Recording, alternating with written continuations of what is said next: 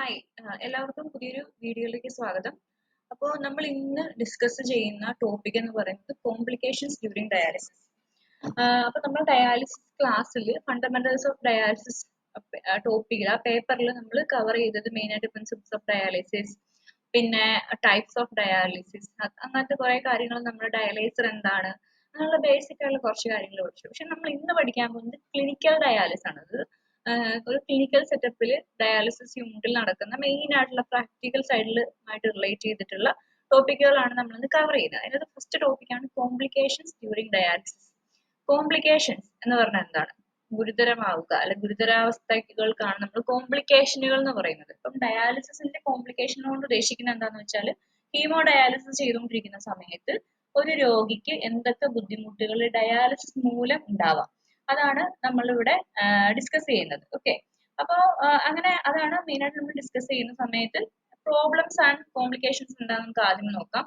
Monitoring during the dialysis treatment is done to prevent, detect and treat complications. അതായത് നമ്മൾ dialysis ചെയ്യുന്ന സമയത്ത് ഒരാളെ മോണിറ്റർ ചെയ്യുക, നിരീക്ഷിക്കുക എന്ന് പറയുന്നത് വളരെ ഇമ്പോർട്ടന്റ് ആണ്. എന്തിന്? അത് എന്തെങ്കിലും ഗുരുതരാവസ്ഥകൾ ഉണ്ടാവുന്നത് തടയാനോ അതിനെ പ്രത്യേകം നേരത്തെ തന്നെ കണ്ടുപിടിക്കാനോ അതിനനുസരിച്ചുള്ള ട്രീറ്റ്മെന്റുകൾ നൽകാനോ ഒക്കെ നമുക്ക് ഡയാലിസിസ് ട്രീറ്റ്മെന്റ് ചെയ്യുന്ന സമയത്ത് പേഷ്യൻസിനെ വളരെ ക്ലോസ് ആയിട്ട് മോണിറ്റർ ചെയ്യുന്നത് വളരെ അത്യാവശ്യമാണ്. രണ്ടാമത്തേന്ന് പറഞ്ഞു കഴിഞ്ഞാൽ observation should be record on the patients haemodialysis treatment sheet, progress notes or electronic medical record. അതായത് നമ്മൾ ഡയാലിസിസ് ഒരു പേഷ്യന്റ് കയറുന്ന സമയത്ത് pre dialysis, intra dialysis, post dialysis എന്ന് പറഞ്ഞിട്ടുള്ള സെഷനായിട്ടാണ് നമ്മൾ തിരിക്കുന്നത്. അപ്പം ഈ എല്ലാ സെഷനിലും വളരെ കൃത്യമായിട്ടുള്ള നിരീക്ഷണങ്ങൾ, നമ്മളുടെ ഒബ്സർവേഷൻസ് നമ്മൾ റെക്കോർഡ് ചെയ്തിരിക്കണം. എവിടെയൊക്കെയാണ് പേഷ്യന്റിന്റെ ട്രീറ്റ്മെന്റ് ഷീറ്റിൽ, പേഷ്യന്റ് ഡയാലിസിസ് ചെയ്യുന്ന സമയത്ത് സ്റ്റാർട്ട് ചെയ്യുന്നത് മുതൽ എൻഡ് വരെയുള്ള നമ്മൾ റെക്കോർഡ് ചെയ്യുന്ന ട്രീറ്റ്മെന്റ് ഷീറ്റിലും പ്രോഗ്രസ് നോട്ടുകളിലും എന്തെങ്കിലുമൊക്കെ മാറ്റങ്ങൾ വരുന്നുണ്ടോ, മരുന്നുകൾ കഴിക്കുന്നതൊക്കെ ആയിട്ട് റിലേറ്റ് ചെയ്തിട്ടുള്ള എന്തെങ്കിലും പ്രശ്നങ്ങൾ ഉണ്ടായിട്ടതൊക്കെ നമ്മൾ എഴുതി വെക്കുന്ന നോട്ടുകളാണ് പ്രോഗ്രസ് നോട്ടുകൾ എന്ന് പറയുന്നത്. അതുകൂടാതെ ഇലക്ട്രോണിക് മെഡിക്കൽ റെക്കോർഡ് എന്ന് പറഞ്ഞാൽ നമ്മൾ കമ്പ്യൂട്ടറിലൊക്കെ പേഷ്യൻസിന്റെ ഡേറ്റ സേവ് ചെയ്യുന്നതൊക്കെ നമുക്ക് പേഷ്യൻസ് ഇതിന്റെ ടൈമിൽ പേഷ്യൻസ് എന്തെങ്കിലും പ്രശ്നങ്ങൾ ഉണ്ടോ നമുക്ക് തടയാൻ വേണ്ടി നമുക്ക് ഹെൽപ്പ് ചെയ്യും. രണ്ടാമത് continuous monitoring and early detection can reduce and may even prevent problems and complications. അതായത് നമ്മളിങ്ങനെ കണ്ടിന്യൂസ് ആയിട്ട് നിരീക്ഷിക്കുന്നത്, പേഷ്യൻസിനെ ഡയാലിസിസിലുള്ള പേഷ്യൻസിനെ നിരീക്ഷിക്കുന്നതും പിന്നെ നമ്മൾ നേരത്തെ തന്നെ ഈ പറയുന്ന പ്രോബ്ലംസ് എന്തെങ്കിലും ഉണ്ടോ എന്ന് കണ്ടുപിടിക്കുന്നതും ആണ് ഏർലി ഡിറ്റക്ഷൻ ഉദ്ദേശിക്കുന്നത്. ഏർലി ഡിറ്റക്ഷൻ എന്ന് പറഞ്ഞു കഴിഞ്ഞാൽ എന്തെങ്കിലും കോംപ്ലിക്കേഷൻസ് പേഷ്യൻസിന് ഉണ്ടോ എന്ന് നമ്മൾ നേരത്തെ തന്നെ നിരീക്ഷിക്കുന്നതിനാണ്, നമ്മൾ നേരത്തെ തന്നെ കണ്ടുപിടിക്കുന്നതിനാണ് പറയുന്നത്. അപ്പൊ അതിനാണ് നമ്മൾ അത് നടക്കണമെങ്കിൽ നമ്മൾ കൃത്യമായിട്ട് പേഷ്യൻസിനെ ഡയാലിസിസ് ചെയ്യുന്ന സ്റ്റാർട്ട് ചെയ്യുന്ന സമയം മുതൽ അവസാനിക്കുന്ന സമയം വരെ നമ്മൾ കൃത്യമായി നിരീക്ഷിച്ചുകൊണ്ടിരുന്നാൽ മാത്രമേ നമുക്ക് കണ്ടുപിടിക്കാൻ പറ്റുള്ളൂ. അതുകൊണ്ടാണ് മോണിറ്ററിങ് വളരെ ഇമ്പോർട്ടന്റ് ആണെന്നുള്ള കാര്യം നമ്മൾ പറയുന്നത്. ഓക്കെ, അപ്പം അത് എന്ത് ചെയ്യാൻ പറ്റും, ഭാവിയിൽ ഉണ്ടാകുന്ന പ്രശ്നങ്ങളെ പിന്നെ എന്ത് ചെയ്യാൻ പറ്റും, അതുമായിട്ട് റിലേറ്റ് ചെയ്തിട്ടുള്ള കോംപ്ലിക്കേഷനുകളെ നമുക്ക് പരിഹരിക്കാൻ പറ്റുള്ളൂ. ഓക്കെ,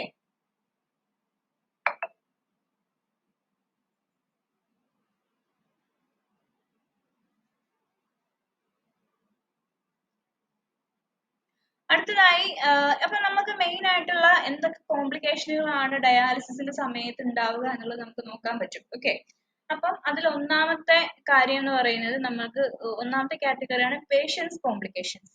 രണ്ടാമത്തെ കാറ്റഗറി ടെക്നിക്കൽ കോംപ്ലിക്കേഷൻസ്. അപ്പൊ എന്താണ് പേഷ്യൻസ് കോംപ്ലിക്കേഷൻസ് നമുക്ക് നോക്കാം. ഡയാലിസിസ് ചെയ്യുന്ന സമയത്ത് പേഷ്യന്റിന്റെ ശരീരത്തിൽ ഉണ്ടാവുന്ന ഡയാലിസിസ് മൂലം ആ പേഷ്യന്റ് ശരീരത്തിൽ ഉണ്ടാകുന്ന മാറ്റങ്ങളോ അതുമായി ബന്ധപ്പെട്ടിട്ടുള്ള ഗുരുതരാവസ്ഥകളെയാണ് നമ്മൾ പേഷ്യൻസ് കോംപ്ലിക്കേഷൻസ് എന്ന് പറഞ്ഞ കാറ്റഗറിയിൽ ഉൾപ്പെടുത്തിയിരിക്കുന്നത്. അപ്പൊ നമ്മൾ ടെക്നിക്കൽ കോംപ്ലിക്കേഷൻസിനെ നോക്കാം. അപ്പൊ എന്താണ് ടെക്നിക്കൽ കോംപ്ലിക്കേഷൻസ് എന്ന് പറഞ്ഞു കഴിഞ്ഞാൽ ഡയാലിസിസ് ചെയ്യുന്നത് നമ്മളൊരു മെഷീൻ ഉപയോഗിച്ചിട്ടാണ് അല്ലെ. നമ്മള് അതായത് ടെക്നീഷ്യൻസ് വർക്ക് ചെയ്യുന്നുണ്ട്. പിന്നെ അതുകൂടാതെ നമ്മൾ ഒരുപാട് എക്യുപ്മെന്റുകൾ അല്ലെങ്കിൽ ഉപകരണങ്ങൾ ഉപയോഗിക്കുന്നുണ്ട്. ഡയാലൈസർ ഉപയോഗിക്കുന്നുണ്ട്, ബ്ലഡ് ട്യൂബിങ് ഉപയോഗിക്കുന്നുണ്ട്, നമ്മള് ഹിപ്പാൻ ഇഞ്ചക്ഷൻ ഉപയോഗിക്കുന്നുണ്ട്. അങ്ങനെ ഒരുപാട് സാധനങ്ങൾ യൂസ് ചെയ്തിട്ടാണ് നമ്മൾ ഡയാലിസിസ് ചെയ്യുക. അപ്പൊ ഇതൊക്കെയുമായി ബന്ധപ്പെട്ടിട്ട് പേഷ്യൻസിന് ഉണ്ടാവുന്ന പ്രശ്നങ്ങളെയാണ് ഇതിൽ എന്തെങ്കിലുമൊക്കെ ഒരു അപാകതകൾ വന്നു കഴിഞ്ഞാലോ പ്രശ്നങ്ങളൊക്കെ വന്നു കഴിഞ്ഞാലോ എന്തൊക്കെ ഗുരുതരാവസ്ഥകൾ ഉണ്ടാവാം, അതാണ് ടെക്നിക്കൽ കോംപ്ലിക്കേഷൻസിനകത്ത് വരുന്നത്. ഓക്കെ, അപ്പൊ നമുക്ക് എന്താണ് പേഷ്യൻസിന്റെ കോംപ്ലിക്കേഷൻസ് നമുക്ക് മെയിൻ ആയിട്ട് നോക്കാം. അപ്പൊ ഒന്നാമതാണ് ഹൈപ്പോടെൻഷൻ, രണ്ടാമത് മസിൽ ക്രാംസ്, മൂന്നാമത് ഡിസിക്ലിബ്രിയം സിൻഡ്രോം, നാലാമത് നോസിയ ആൻഡ് വോമിറ്റിംഗ്, അഞ്ചാമത് ഹെഡേക്ക്, ആറാമത്തത് ചെസ്റ്റ് പെയിൻ, ഏഴാമത് ഇച്ചിങ്, എട്ടാമത്തത് ഫീവർ ആൻഡ് ചിൽസ്, ഒമ്പതാമത്തത് പൈറോജനിക് റിയാക്ഷൻസ്, പത്താമത്തത് ഹൈപ്പർ ടെൻഷൻ. ഇങ്ങനെയാണ് പേഷ്യൻസ് കോംപ്ലിക്കേഷൻസ് വരുന്നതെങ്കിൽ ടെക്നിക്കൽ കോംപ്ലിക്കേഷൻസിലേക്ക് പോകുമ്പോൾ clotting, blood leak, power failure, haemolysis, air embolism, exsanguination, dialyser reaction, ഇതൊക്കെയാണ് മെയിൻ ആയിട്ട് വരുന്ന കോംപ്ലിക്കേഷനുകൾ. അപ്പോ നമുക്ക് അക്യൂട്ട് ആയിട്ടുള്ള ഫിസിക്കൽ കോംപ്ലിക്കേഷൻസിനാണ് നമ്മൾ ആദ്യമേ നോക്കുന്നത്. അക്യൂട്ട് ഫിസിക്കൽ കോംപ്ലിക്കേഷൻസ് എന്ന് പറഞ്ഞു കഴിഞ്ഞാൽ ഈ പറയുന്ന പെട്ടെന്ന്, അതായത് അക്യൂട്ട് എന്ന് പറയുന്ന വാക്കിന്റെ അർത്ഥം എന്ന് പറഞ്ഞു കഴിഞ്ഞാൽ പെട്ടെന്ന് സഡൻ ആയിട്ടുണ്ടാകുന്ന കാര്യങ്ങളാണ്. അപ്പം അക്യൂട്ട് ഫിസിക്കൽ കോംപ്ലിക്കേഷൻ എന്ന് പറഞ്ഞാൽ സഡൻ ആയിട്ടുണ്ടാകുന്ന ശരീരത്തിൽ ഉണ്ടാകുന്ന ഒരു ഗുരുതരാവസ്ഥ അല്ലെങ്കിൽ ഒരു പ്രശ്നങ്ങൾക്കാണ് നമ്മൾ അക്യൂട്ട് എന്ന് പറയുക. ഓക്കെ, അപ്പം അല്ലെങ്കിൽ അപ്പൊ അക്യൂട്ട് ഡിസീസ് ആണെന്ന് പറഞ്ഞാൽ ഡിസീസ് എന്ന് പറഞ്ഞാൽ അസുഖമാണ്. അപ്പൊ അക്യൂട്ട് ഡിസീസ് ആയതുകൊണ്ട് പെട്ടെന്ന് ഉണ്ടായിട്ടുള്ള ഒരു അസുഖം എന്നുള്ള രീതിയിലാണ് പറയുക. അപ്പം അക്യൂട്ട് ഫിസിക്കൽ കണ്ടീഷൻസ് എന്ന് പറഞ്ഞു കഴിഞ്ഞാൽ പെട്ടെന്ന് ഉണ്ടാകുന്ന കോംപ്ലിക്കേഷൻസ്, അതിൽ ഒന്നാമതായി വരുന്ന ഹൈപ്പോടെൻഷൻ ആണ്. അതായത് ഒരു 25 മുതൽ 55% ഡയാലിസിസ് പേഷ്യൻസിൽ ഉണ്ടാകുന്ന ഒരു കോംപ്ലിക്കേഷൻ ആണ്. അതായത് ഏറ്റവും കൂടുതലായിട്ട് ഒരു ഡയാലിസിസ് പേഷ്യൻസ് ഉണ്ടാകുന്ന കോംപ്ലിക്കേഷൻസ് ആണ് ഹൈപ്പോടെൻഷൻ. രണ്ടാമതാണ് ക്രാംസ്, അതൊരു 5 to 20% ആണ് ഉണ്ടാവുക. മൂന്നാമത് നോസിയ എന്ന് പറഞ്ഞു കഴിഞ്ഞാൽ ഓക്കാനം എന്നാണ് നമ്മൾ പറയുക, ഓക്കാനം. അത് ഒരു 5 മുതൽ 15% വരെയാണ് ഉണ്ടാവുക. അടുത്തത് ഹെഡേക്ക്, നമുക്കറിയാം തലവേദനയാണ് ഹെഡേക്ക് എന്ന് പറഞ്ഞാൽ അതൊരു 5% ഉണ്ടാവാനുള്ള ചാൻസ് ആണുള്ളത്. അടുത്തത് ചെസ്റ്റ് പെയിൻ അഥവാ നെഞ്ചുവേദന ഉണ്ടാവാറുണ്ട് 2 മുതൽ 5% വരെ. ബാക്ക് പെയിൻ ഉണ്ടാവാറുണ്ട് 2 to 5%. പുറം വേദന ഉണ്ട്. ഇച്ചിങ് എന്ന് പറഞ്ഞാൽ ചൊറിച്ചിൽ, ഡയാലിസിസ് ചെയ്യുന്ന സമയത്ത് പേഷ്യൻസിന്റെ ശരീരമാകാൻ അവർക്ക് ചൊറിച്ചിൽ ഫീൽ ചെയ്യാറുണ്ട്, അതൊരു 5% ഉണ്ടാവാറുണ്ട്.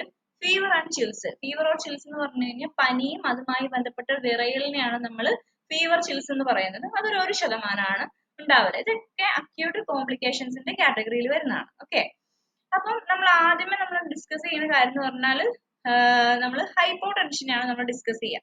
അതാണ് ഞാൻ പറഞ്ഞ പോലെ തന്നെ നമ്മൾ ഹൈപ്പോടെൻഷൻ എന്ന് പറഞ്ഞാൽ എത്ര പെർസെന്റേജ് ആണ് വരുന്നതെന്ന് പറഞ്ഞാൽ ഒരു 25 മുതൽ 55% ഹൈപ്പോടെൻഷൻ ആണ് പേഷ്യൻസിൽ ഉണ്ടാവുക. അപ്പൊ നമ്മൾ ആദ്യമേ ഡിസ്കസ് ചെയ്യുന്നത് എന്താണ് ഹൈപ്പോടെൻഷൻ എന്നാണ്.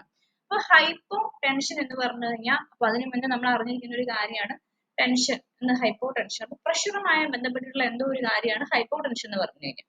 അപ്പൊ നമ്മൾ നോർമൽ ബ്ലഡ് പ്രഷറിനെ ഒരു ലെവൽ ഉണ്ട്, ആ നോർമൽ ബ്ലഡ് പ്രഷറിന് താഴെ BP പോകുന്ന സമയത്താണ് നമ്മൾ അതിന് ഹൈപ്പോടെൻഷൻ എന്ന് പറയുന്നത്. അപ്പോൾ ഒരു മെഡിക്കൽ സ്റ്റുഡന്റ് എന്ന നിലയിൽ ഹൈപ്പോടെൻഷൻ എന്താണെന്നുള്ള കാര്യം അറിഞ്ഞിരിക്കേണ്ടത് വളരെ അത്യാവശ്യമാണ്. അപ്പോ ഹൈപ്പോടെൻഷൻ എന്ന് പറഞ്ഞു കഴിഞ്ഞാൽ നമ്മൾ നോർമൽ BP ലെവലിൽ നിന്ന് അത് ഒരു നോർമൽ റേഞ്ചിൽ നിന്ന് താഴേക്ക് പോകുന്നതാണ്. അപ്പൊ നമ്മൾ നോർമൽ BP ലെവൽ എത്രയാണെന്ന് അറിഞ്ഞിരിക്കണം. അപ്പം നോർമൽ BP ലെവൽ എന്ന് പറയുന്നത് 120/80 millimeter ഓഫ് മെർക്കുറി ആണ്, അത് mmHg ആണ്. നോർമൽ ഹൈപ്പർടെൻഷൻ 120/80 mmHg ആണ് നോർമൽ ബ്ലഡ് പ്രഷർ. അപ്പൊ അതിന് താഴേക്ക് പോകുന്ന BP താഴേക്ക് പോവാണ് നമ്മൾ അതിനെ ഹൈപ്പോടെൻഷൻ എന്നും, BP അതിന് മേലേക്ക് പോവാണ് നമ്മൾ അതിനെ ഹൈപ്പർ ടെൻഷൻ എന്നും പറയും. അപ്പം ഡയാലിസിസിലെ ഏറ്റവും most common complication in haemodialysis ആണ് ഹൈപ്പോടെൻഷൻ. അപ്പൊ അതിനെ നമ്മൾ പറയുന്നത് it is defined as low blood pressure, അതായത് ബ്ലഡ് പ്രഷർ കുറയുന്നതിനെയാണ് നമ്മൾ ഹൈപ്പോടെൻഷൻ എന്ന് പറയുന്നത്. അപ്പൊ എപ്പോഴാണ് ഹൈപ്പോടെൻഷൻ എന്ന് പറയാ? Decrease systolic blood pressure by greater than 20 to 30 millimeter mercury from pre-dialysis pressure, അല്ലെങ്കിൽ systolic blood pressure less than 100 mmHg, അതാണെങ്കിലാണ് ഹൈപ്പോടെൻഷൻ എന്ന് പറയുക. അതായത് BP രണ്ട് റേഞ്ചിലാണ് നമ്മൾ പറയാം. BP നമ്മൾ ഹയസ്റ്റ് റേഞ്ച് ഓഫ് ബ്ലഡ് പ്രഷറിനെ നമ്മൾ സിസ്റ്റോളിക് ബ്ലഡ് പ്രഷർ എന്നും, അതായത് ഞാൻ പറഞ്ഞില്ലേ 120/80 എന്നുള്ള രീതിയിൽ ഞാൻ സംസാരിച്ചു, 120/80 എന്നുള്ളതാണ്.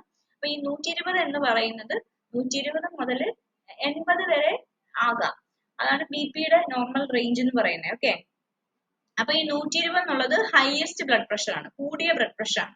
അതിന് നമ്മൾ സിസ്റ്റോളിക് ബ്ലഡ് പ്രഷർ എന്നും കുറഞ്ഞ ബ്ലഡ് പ്രഷറിനെ നമ്മൾ ഡയാസ്റ്റോളിക് ബ്ലഡ് പ്രഷർ എന്നും പറയും. അപ്പം സിസ്റ്റോളിക് ബ്ലഡ് പ്രഷർ, അതായത് കൂടിയ ബ്ലഡ് പ്രഷർ ഒരു നോർമൽ ബ്ലഡ് പ്രഷറിനേക്കാളും, അതായത് പ്രീ ഡയാലിസിസ് ബ്ലഡ് പ്രഷർ, ഒരു പേഷ്യന്റ് ഡയാലിസിസിലേക്ക് വരുന്ന സമയത്ത് നമ്മൾ നിർബന്ധമായും ചെയ്തിരിക്കേണ്ട ഒരു കാര്യമാണ് അവർ ഡയാലിസിസ് സ്റ്റാർട്ട് ചെയ്യുന്നേക്കാളും മുമ്പ്, അതാണ് പ്രീ ഡയാലിസിസ് എന്ന് പറയുന്നത്. പ്രീ ഡയാലിസിസ് എന്താണ്? BP അല്ല, BP അല്ല, ഡയാലിസിസിന് മുന്നേ ഉള്ള ആ ഒരു സമയത്തിനാണ് നമ്മൾ പ്രീ ഡയാലിസിസ് എന്ന് പറയുന്നത്. പ്രീ ഡയാലിസിസ് പ്രഷർ എന്ന് പറഞ്ഞാൽ ഡയാലിസിസ് ചെയ്യുന്നതിന് മുന്നേ ആ പേഷ്യന്റിന് എത്ര പ്രഷർ ഉണ്ടായിരുന്നതാണ്. ആ ഒരു നോർമൽ ആ ഒരു ഡയാലിസിസ് പ്രീ ഡയാലിസിസ് പ്രഷറിൽ നിന്ന് ഒരു 20 അല്ലെങ്കിൽ 30 അതിൽ കൂടുതലോ ബ്ലഡ് പ്രഷർ കുറഞ്ഞു കഴിഞ്ഞാൽ, സിസ്റ്റോളിക് ബ്ലഡ് പ്രഷർ കുറഞ്ഞു കഴിഞ്ഞാൽ നമ്മൾ അതിനെ ഹൈപ്പോ ടെൻഷൻ എന്ന് പറയും. എങ്ങനെയാണ്? പ്രീ ഡയാലിസിസ് ബ്ലഡ് പ്രഷറിൽ നിന്നും ഡയാലിസിസ് ചെയ്യുന്നതിന് മുന്നേ ആ പേഷ്യന്റിന് എത്രയാണോ ബ്ലഡ് പ്രഷർ പറഞ്ഞിരിക്കുന്നത് അതിൽ നിന്നും ഒരു 20 അല്ലെങ്കിൽ 20 to 30 മുകളിൽ സിസ്റ്റോളിക് ബ്ലഡ് പ്രഷർ കുറയുകയാണെന്നുണ്ടെങ്കിൽ നമ്മൾ അതിനെ എന്ത് പറയും? ഹൈപ്പോ ടെൻഷൻ എന്ന് പറയും. അല്ലാതെ അല്ലെങ്കിൽ നോർമൽ സിസ്റ്റോളിക് ബ്ലഡ് പ്രഷറിൽ നിന്ന് ഒരു ഗ്രേറ്റർ ദാൻ 100 mmHg, അതായത് കൂടുതൽ ഗ്രേറ്റർ ദാൻ 100 mmHg എന്ന് പറഞ്ഞു കഴിഞ്ഞാൽ 100 ഇത് മില്ലിമീറ്റർ മെർക്കൂറിയിൽ നിന്നേക്കാളും കൂടുതലാണെങ്കിൽ സിസ്റ്റോളിക് ബ്ലഡ് പ്രഷർ കൂടുകയാണെന്നുണ്ടെങ്കിൽ നമ്മൾ അതിനെ ഹൈപ്പോ ടെൻഷൻ എന്നും പറയും. ഇത് രണ്ടുമാണ് നമ്മൾ ഹൈപ്പോ ടെൻഷൻ അളക്കാനുള്ള മെയിൻ ആയിട്ടുള്ള മെഷർമെന്റ് വരിക. അപ്പൊ ഇവയാണ് നമ്മൾ ഹൈപ്പോ ടെൻഷൻ എന്ന് പറയുന്നത്. ഓക്കെ, അടുത്തത് ഇത് വരാനുള്ള കാരണങ്ങൾ, അതാണ് causes of hypo tension. Hypo tension വരാനുള്ള മെയിൻ ആയിട്ടുള്ള കാരണങ്ങൾ എന്തൊക്കെയാണെന്ന് നമുക്ക് നോക്കാം. കോമൺ കോസ്, സാധാരണ വരുന്ന കോസുകൾ എന്തൊക്കെയാണ്, കാരണങ്ങൾ എന്തൊക്കെയാണ്? ഒന്നാമത് റിമൂവിങ് ടു മച്ച് വെയിറ്റ്, അതായത് ഡയാലിസിസ് ചെയ്യുന്ന സമയത്ത് ഒരു പേഷ്യന്റിന്റെ ടാർഗറ്റ് വെയിറ്റ് എന്താന്ന് വെച്ചിട്ടുണ്ടെങ്കിൽ ഒരു പേഷ്യന്റ് അതായത് ഇൻഅക്യുറേറ്റ് ടാർഗറ്റ് വെയിറ്റ് എന്ന് പറഞ്ഞു എഴുതിയിട്ടുണ്ട്. അപ്പൊ നമുക്കൊരു ക്വസ്റ്റ്യൻ ഉണ്ട്, എന്താണ് ടാർഗറ്റ് വെയിറ്റ്? ടാർഗറ്റ് വെയിറ്റ് എന്ന് പറഞ്ഞാൽ ഒന്നുമല്ല, ഡയാലിസിസ് ചെയ്യുന്നതിന് മുന്നേ ഒരു പേഷ്യന്റിന് ആ പേഷ്യന്റ് നോർമൽ, ഇപ്പൊ നമ്മൾക്ക് എല്ലാവർക്കും ഒരു ഐഡിയൽ ആയിട്ടുള്ള വെയിറ്റ് ഉണ്ട്. ചില ആളുകൾക്ക് 50 കിലോ ആയിരിക്കും, ചില ആളുകൾക്ക് 60 കിലോ ആയിരിക്കും, 70 കിലോ ആയിരിക്കും. ഒരാളുടെയും ആരോഗ്യം അനുസരിച്ച് അവർക്ക് വ്യത്യാസപ്പെട്ടിരിക്കും, അവരുടെ വെയിറ്റ്, ബോഡി വെയിറ്റ് വ്യത്യാസപ്പെട്ടിരിക്കും.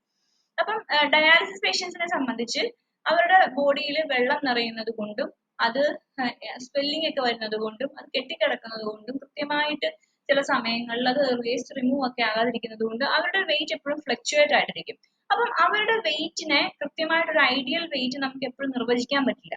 അപ്പം എപ്പോഴും നമ്മൾ ടാർഗറ്റ് വെയിറ്റ് എന്ന് പറയുന്നത് ഒരു ഗോൾ, ഒരു പേഷ്യന്റിനെ ഡയാലിസിസ് ചെയ്ത് കഴിയുന്ന സമയത്ത് ഒരു വെയിറ്റിലേക്ക് എത്തിച്ചാൽ മാത്രമേ അവർ കൃത്യമായിട്ട് അവർക്ക് വീട്ടിൽ പോകാൻ പറ്റുള്ളൂ. അതെന്താണെന്ന് പറഞ്ഞു കഴിഞ്ഞാൽ ഡയാലിസിസ് ചെയ്ത് കഴിയുമ്പം ഒരു കോംപ്ലിക്കേഷനും ഇല്ലാതെ, അതായത് കോംപ്ലിക്കേഷൻ എന്ന് പറഞ്ഞു കഴിഞ്ഞാൽ ഒരു ഡയാലിസിസ് കഴിയുന്ന സമയത്ത് പേഷ്യന്റിന് BP കുറയുകയോ തല ചുറ്റുകയോ അല്ലെങ്കിൽ വൊമിറ്റ് ചെയ്യുകയോ ഒന്നും ചെയ്യാത്ത രീതിയിൽ നോർമൽ ആയിട്ട് മുഴുവൻ വെള്ളവും റിമൂവ് ചെയ്തിട്ട് ആ പേഷ്യന്റിന് വീട്ടിൽ പോകുന്നത് എത്ര കിലോ വെയിറ്റിലാണോ ആ വെയിറ്റിനെ നമ്മൾ ടാർഗറ്റ് വെയിറ്റ് എന്ന് പറയുന്നത്.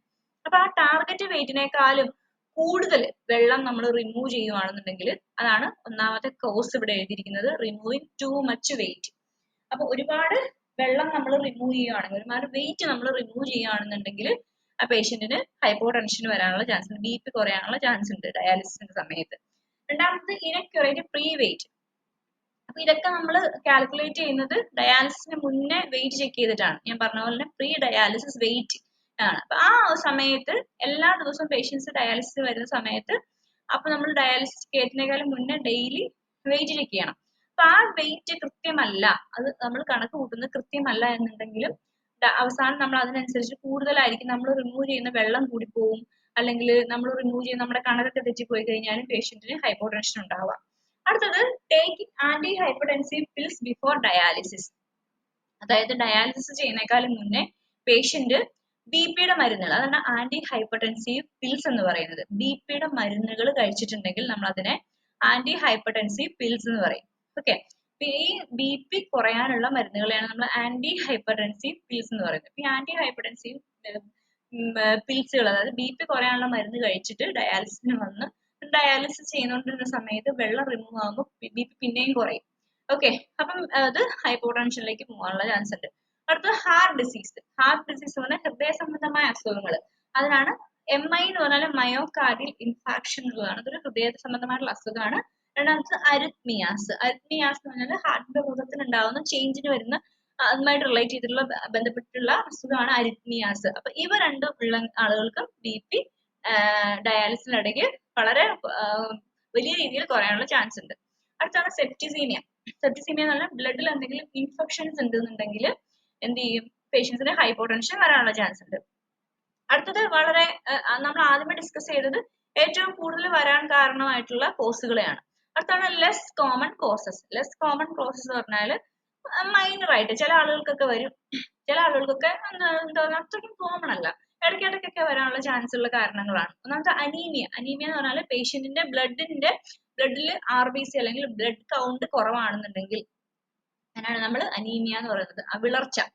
വിളർച്ച വരുന്നത് ഹെമറേജ് മൂലം, അതായത് ബ്ലഡ് ഒരുപാട് നഷ്ടപ്പെട്ടിട്ടുണ്ടാകുന്ന വിളർച്ച. അതാണ് ഹെമറേജ് എന്ന് പറയുന്നത്. ഒരുപാട് ബ്ലഡ് നഷ്ടപ്പെട്ടു പോകുന്നതിനാണ് നമ്മൾ ഹെമറേജ് എന്ന് പറയുന്നത്. ഹെമറേജ് മൂലം ഉണ്ടാകുന്ന അനീമിയ മൂലം ചിലപ്പോൾ പേഷ്യന്റിന് ഹൈപ്പോടെൻഷൻ ഉണ്ടാവാം. Low weight gain or dehydration. ചിലപ്പം പേഷ്യന്റിന് വെയിറ്റ്, നമ്മൾ ഡയാലിസിസിന് ശേഷം പേഷ്യന്റ് അധികം വെയിറ്റ് കൂടുന്നില്ല, അതായത് അടുത്ത ഡയാലിസിസിലേക്ക് വരുന്ന സമയം ആ ഗ്യാപ്പിൽ അധികം വെയിറ്റ് കൂടാതെ കുറച്ച് വെയിറ്റേ കൂടുന്നുള്ളൂ. അല്ലെങ്കിൽ പേഷ്യന്റ് ഡീഹൈഡ്രേറ്റഡ് ആണ്, ഭയങ്കരമായിട്ട് നിർജ്ജലീകരണം ആ പേഷ്യന്റ് ശരീരത്തിൽ നടന്നിരിക്കുകയാണ്. അങ്ങനെയാണെന്നുണ്ടെങ്കിൽ പേഷ്യന്റിന് ഡയാലിസിന്റെ സമയത്ത് ഹൈപ്പോടെൻഷൻ ഉണ്ടാവും. പിന്നെ അനാഫൈലാക്സിസ് എന്ന് പറഞ്ഞു കഴിഞ്ഞാൽ എന്തെങ്കിലും അലർജിക് ആയിട്ടുള്ള റിയാക്ഷൻസ്, എന്തെങ്കിലും ഹൈപ്പർ സെൻസിറ്റിവിറ്റി റിയാക്ഷൻസ് ഉണ്ടായിട്ടുണ്ടെങ്കിൽ ഹൈപ്പോടെൻഷൻ ഉണ്ടാവും. അടുത്തത് എയർ എംബോളിസം എന്ന് പറഞ്ഞാൽ ഡയാലിസിന്റെ സമയത്ത് എന്താണ് എയർ പേഷ്യന്റ് ശരീരത്തിനുള്ളിലേക്ക് പോകാനുള്ള ചാൻസ് ഉണ്ട്. അതെങ്ങനെയാണെന്നുള്ളത് നമ്മൾ ലേറ്റർ ആയിട്ട് പിന്നീടുള്ള ക്ലാസ്സുകളിൽ നമ്മൾ പഠിക്കും. അത് വളരെ ഡീറ്റെയിൽ ആയിട്ട് നമ്മൾ പഠിക്കാൻ പോവുകയാണ്, എയർ എംബോളിസം എന്താണെന്നുള്ളത്. അപ്പം എയർ കയറുന്ന പേഷ്യന്റ് ബോഡിയിലേക്ക് എയർ കയറിയാലും ഹൈപ്പോടെൻഷനിൽ പോകും. Eating or drinking during dialysis. ഭക്ഷണം കഴിച്ചുകൊണ്ടിരിക്കുന്നതിനിടയിൽ പേഷ്യന്റ് ഫുഡ് കഴിക്കുകയോ അല്ലെങ്കിൽ എന്തൊക്കെ ഹെവി ആയിട്ടോ കഴിക്കുകയാണെന്നുണ്ടെങ്കിൽ ഹൈപ്പോടെൻഷൻ ആവും. അടുത്ത ഡയലൈസർ റിയാക്ഷൻ. ഡയലൈസറിന്റെ റീപ്രോസസിങ്ങുമായി ബന്ധപ്പെട്ട് അല്ലെങ്കിൽ അതിന്റെ വാഷിങ്ങുമായി ബന്ധപ്പെട്ട് എന്തെങ്കിലും പ്രശ്നങ്ങൾ അല്ലെങ്കിൽ റിയാക്ഷൻസ് വരുന്ന സമയത്ത് ഇതും ഹൈപ്പോടെൻഷന് കാരണമാവുന്നുണ്ട്. അടുത്തത് ഇത്രയും നേരം നമ്മൾ കാരണങ്ങളെ കുറിച്ചാണ് ഡിസ്കസ് ചെയ്തത്. അടുത്തത് നമ്മൾ signs and symptoms of hypotension ആണ്. അത് ഹൈപ്പോടെൻഷൻ ഒരു ഡയാലിസിസ് ചെയ്തുകൊണ്ടിരിക്കുന്ന ഒരു പേഷ്യൻസിന് ആ പേഷ്യന്റ് ഹൈപ്പോടെൻഷൻ എന്ന് പറഞ്ഞ ഗുരുതരാവസ്ഥയിലേക്ക് ആ പേഷ്യന്റ് പോവുകയാണ് എന്ന് നമുക്ക് എങ്ങനെ മനസ്സിലാക്കാം? പേഷ്യന്റ് ഹൈപ്പോടെൻഷനിലേക്ക് പോവുകയാണ് എന്ന് നമുക്ക് എങ്ങനെ മനസ്സിലാക്കാം? ഒന്നാമത്തെ gradual or sudden decrease in BP. പെട്ടെന്ന് തന്നെ അല്ലെങ്കിൽ പതിയെയോ അല്ലെങ്കിൽ പെട്ടെന്നോ BP കുറയുകയാണ് ഉണ്ടാവുക. ഡയാലിസിസ് ചെയ്തുകൊണ്ടിരിക്കുന്ന സമയത്ത് പേഷ്യന്റ് ബ്ലഡ് പ്രഷർ കുറയുന്നു. അതൊരു ഒന്നാമത്തെ സൂചനയാണ്. രണ്ടാമതെന്ന് പറഞ്ഞു കഴിഞ്ഞാൽ കോൾഡ് ആൻഡ് ക്ലാമി സ്കിൻ, അതായത് വളരെ സ്കിന്നൊക്കെ തണുത്ത് മരച്ചിരിക്കുന്ന ഒരു ഇതുണ്ടല്ലോ. അപ്പൊ ആ ഒരു അങ്ങനത്തെ ലെവലിലേക്ക് സ്കിന്ന് വലിഞ്ഞിട്ട് ഭയങ്കര തണുത്ത് പോകുന്ന ആ ഒരു ഇതിലേക്ക് വരും. അതിനാണ് നമ്മൾ കോൾഡ് ആൻഡ് ക്ലാമി സ്കിൻ എന്ന് പറയുന്നത്. ഡയാലിസിസ് ചെയ്യുന്ന സമയത്ത് പേഷ്യൻസിന് ഇങ്ങനെ ഫീൽ ചെയ്യുകയാണെന്നുണ്ടെങ്കിൽ ഹൈപ്പോടെൻഷന്റെ ഒരു ലക്ഷണമാണ്, ഹൈപ്പോടെൻഷൻ തുടക്കമാണെന്നാണ് അതിന്റെ അർത്ഥം. നോസിയ ആൻഡ് വോമിറ്റിംഗ് എന്ന് പറഞ്ഞാൽ ഓക്കാനവും ഛർദിയും. അപ്പൊ പേഷ്യന്റ് ഡയാലിസിസ് ചെയ്യുന്ന സമയത്ത് പറയാൻ എനിക്ക് ഭയങ്കരമായിട്ട് ഛർദ്ദിക്കാൻ വരുന്ന പോലെ തോന്നുന്നുണ്ട്, അങ്ങനെയൊക്കെ പറയുകയാണെങ്കിൽ നമ്മൾ എന്ത് ചെയ്യുക, നിമിഷം ഓടിപ്പോയി നമ്മൾ BP ചെക്ക് ചെയ്യുകയാണ്, പേഷ്യന്റ് ഹൈപ്പോടെൻഷനിലേക്കാണോ പോകുന്നത്, പേഷ്യന്റ് BP കുറയുകയാണോ എന്നുള്ളതൊക്കെ നമുക്ക് നോക്കണം. അടുത്ത ക്രാമ്പിംഗ് എന്ന് പറഞ്ഞു കഴിഞ്ഞാൽ മസിൽ പിടിക്കുക അല്ലെങ്കിൽ മസിൽ ഭയങ്കര വലിഞ്ഞു മുറുകി മസിൽ പിടിക്കുക എന്ന് നമ്മൾ പറയില്ല, അതേപോലെ തന്നെ അതിൽ മസിൽ പിടുത്തത്തിനാണ് നമ്മൾ ക്രാമ്പിംഗ് എന്ന് പറയുന്നത്. അടുത്തത് chest pain or angina. Chest pain എന്ന് പറഞ്ഞു കഴിഞ്ഞാൽ നെഞ്ചുവേദന. ആൻജൈനയും ഒരു ടൈപ്പ് ഓഫ് ചെസ്റ്റ് പെയിനെയാണ് നമ്മൾ ആൻജൈന എന്ന് പറയുന്നത്. അപ്പൊ അത് പെട്ടെന്ന് ഉണ്ടാകുന്ന നെഞ്ചുവേദനയാണ് ആൻജൈന. അത് ചില സമയത്ത് BP കുറയുന്നത് മൂലം ഉണ്ടാവും. അപ്പൊ പേഷ്യന്റ് കംപ്ലൈന്റ് പറയാണ് എനിക്ക് ഒരു ചെസ്റ്റിൽ ഭയങ്കരമായിട്ട് വേദന എടുക്കുന്നു എന്ന് പറയുകയാണെങ്കിൽ നമ്മൾ ഇമ്മീഡിയറ്റ് ആയിട്ട് എന്ത് ചെയ്യണം, പേഷ്യന്റെ ബ്ലഡ് പ്രഷർ ചെക്ക് ചെയ്യേണ്ടതാണ്. പേഷ്യന്റ് ഹൈപ്പോടെൻഷനിലേക്ക് പോവാണോ, പേഷ്യന്റ് BP കുറയുകയാണോ എന്നൊക്കെ നമുക്ക് നോക്കണം. അടുത്ത yawning or feeling dizzy, sleepy or weak. അത് ഇടവിട്ട് പേഷ്യന്റ് കോട്ടുവായി ഇടുകയാണ് ഡയാലിസിസ് ചെയ്തുകൊണ്ടിരിക്കുന്ന സമയത്ത്, അല്ലെങ്കിൽ പേഷ്യന്റ് ഭയങ്കര ക്ഷീണം കാണിക്കുകയാണ്, അല്ലെങ്കിൽ ഉറക്കം, അല്ലെങ്കിൽ ഭയങ്കര ടയേർഡായിട്ട് അങ്ങനെ ഫീൽ ചെയ്യുകയാണെന്നുണ്ടെങ്കിൽ BP കുറയുന്നതാവാൻ ചിലപ്പോൾ കാരണം. അടുത്തത് പേലർ എന്ന് പറഞ്ഞു കഴിഞ്ഞാൽ പേഷ്യന്റിന്റെ ശരീരം മുഴുവൻ വിളർത്തി, അത് വെള്ളം പറ്റിയിട്ടൊരു മാതിരി വിളർച്ച പോലെ ഫീൽ ചെയ്യും. അതിനാണ് നമ്മൾ പെയിലർ എന്ന് പറയുന്നത്. അപ്പൊ പേഷ്യന്റ് സ്കിന്നൊക്കെ നോക്കിക്കഴിഞ്ഞാൽ വെളുത്തിരിക്കുന്ന പോലെ ഫീൽ ചെയ്യും.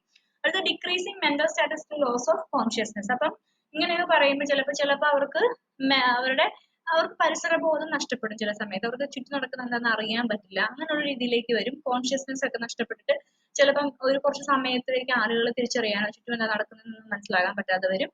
സീഷർ എന്ന് പറഞ്ഞു കഴിഞ്ഞാൽ അപസ്മാരം എന്നുള്ള മലയാളത്തിൽ നമ്മൾ പറയാം. അപ്പൊ ചില ആളുകൾക്ക് BP കുറഞ്ഞു കഴിഞ്ഞാൽ അപസ്മാരം വരും. ഇതൊക്കെയാണ് മെയിൻ ആയിട്ടുള്ള സൂചനകൾ, ഡയാലിസിസിന്റെ സമയത്ത് കാണിക്കുന്ന സൂചനകൾ.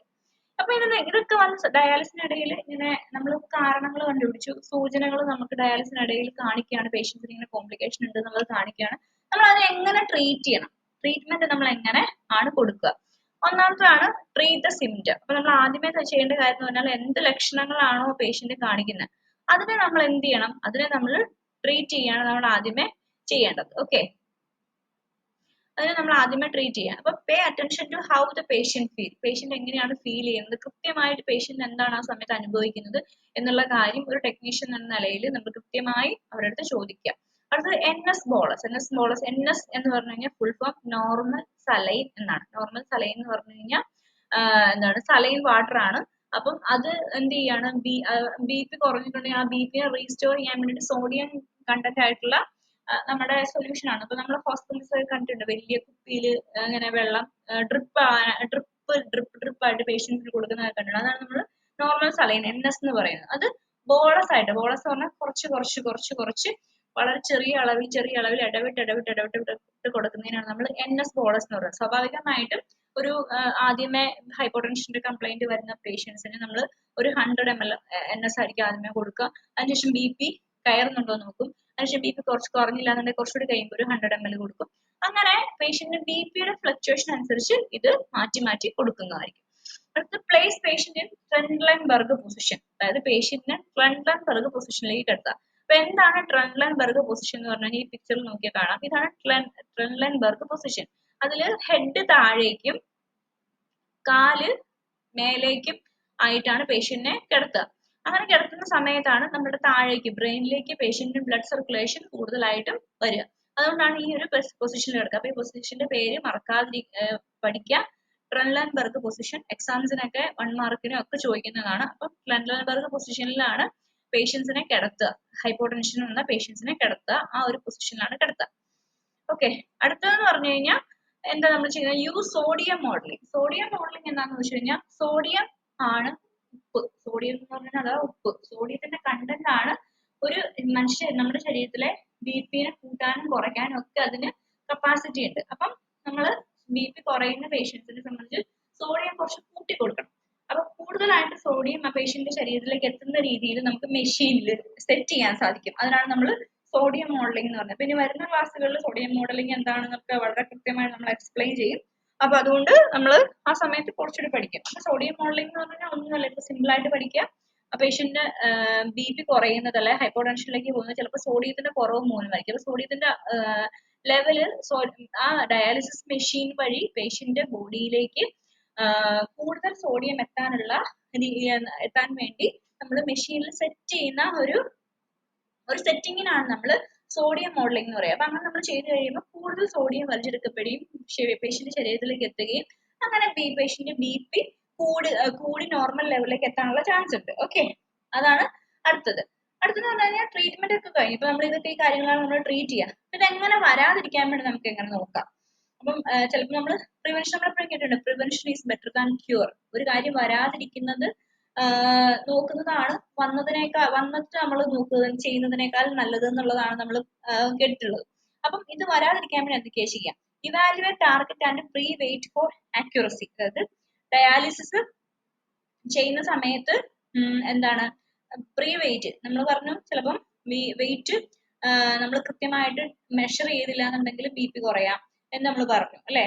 അപ്പം അത് പിന്നെ അതുകൂടാതെ ടാർഗറ്റ് വെയിറ്റ്, നമുക്ക് എത്ര വെയിറ്റ് ആണോ കൃത്യമായിട്ട് ആ പേഷ്യന്റ് ശരീരത്തിൽ നിന്ന് റിമൂവ് ചെയ്യേണ്ടത്, നമുക്കൊരു ടാർഗറ്റ് ഉണ്ടായിരിക്കണം, നമുക്ക് ഗോൾ ഉണ്ടായിരിക്കണം. 50 കിലോ ആണ് 50 കിലോ അത്ര മാത്രമേ റിമൂവ് ചെയ്യുള്ളൂ. കൃത്യമായിട്ട് ഈ കണക്കുകൾ നല്ല കൃത്യമായിട്ട് അക്യുറേറ്റ് ആയിട്ട് ചെക്ക് ചെയ്യാം. അടുത്തത് evaluate that fluid goal was correct. അതായത് നമ്മൾ വെച്ചിരിക്കുന്ന എത്ര റിമൂവ് ചെയ്യണം, ഇപ്പൊ 1 ലിറ്റർ ആണോ റിമൂവ് ചെയ്യേണ്ടത്, 2 ലിറ്റർ ആണോ റിമൂവ് ചെയ്യേണ്ടത്, കണക്കനുസരിച്ച് കൃത്യമായിട്ടുള്ള ഗോള് സെറ്റ് ചെയ്യുക. അടുത്തത് BP മെഡിസിൻ എന്തൊക്കെയാണ് എടുക്കുന്നത്. അപ്പം ഡയാലിസിസിന് മുന്നേ BPയുടെ മെഡിസിൻ എടുത്തിട്ടുണ്ടോ, അതായത് ഇപ്പൊ എടുക്കുന്ന മെഡിസിന് ഡോസ് കൂടുതലാണോ, അപ്പം അതിനനുസരിച്ച് ഡോസ് മാറ്റണോ, അത് ആ മെഡിസിൻ എടുക്കുന്ന സമയത്ത് മാത്രമാണോ പേഷ്യൻസിന് ഡയാലിസിസിന്റെ ടൈമിൽ ഹൈപ്പോടെൻഷനിലേക്ക് പോകുന്നത്. ഇങ്ങനത്തെ കാര്യങ്ങളൊക്കെ കൃത്യമായിട്ട് BPയുടെ മെഡിസിൻസ് അനലൈസ് ചെയ്തുകൊണ്ട് ചെക്ക് ചെയ്യാം എന്നുള്ളതാണ്. അപ്പം ഇത് കോംപ്ലിക്കേഷൻസ്, ഇനി ഒരുപാട് കോംപ്ലിക്കേഷൻസ് ഡിസ്കസ് ചെയ്യാനുണ്ട്. അപ്പൊ ഇന്നത്തെ ക്ലാസ്സിൽ മെയിൻ ആയിട്ട് പഠിച്ചത് കോംപ്ലിക്കേഷൻസ് ആണ്. അപ്പൊ അത് കോംപ്ലിക്കേഷൻസ് വരാതിരിക്കാനും അത് എയർലി ഡിറ്റക്ട് ചെയ്യാനും അത് പ്രിവെന്റ് ചെയ്യുകയൊക്കെ നമ്മൾ ചെയ്തു കഴിഞ്ഞാൽ വരാനുള്ള എന്തൊക്കെയാണ് നടക്കുന്നത് എന്നൊക്കെയാണ്. Type of complications, patients complications, technical complications എന്തൊക്കെയാണ് നമ്മൾ പഠിച്ചു. നമ്മളിപ്പോ പേഷ്യൻസ് കോംപ്ലിക്കേഷൻസിൽ ഏറ്റവും കൂടുതലായിട്ട് ഒരു 55% ആളുകളിൽ കൂടുതലായിട്ട് കോമൺ ആയിട്ട് വരുന്ന കോംപ്ലിക്കേഷൻ ആണ് നമ്മൾ ഡീൽ ചെയ്തുകൊണ്ടിരിക്കുന്നത് ഹൈപ്പോടെൻഷൻ.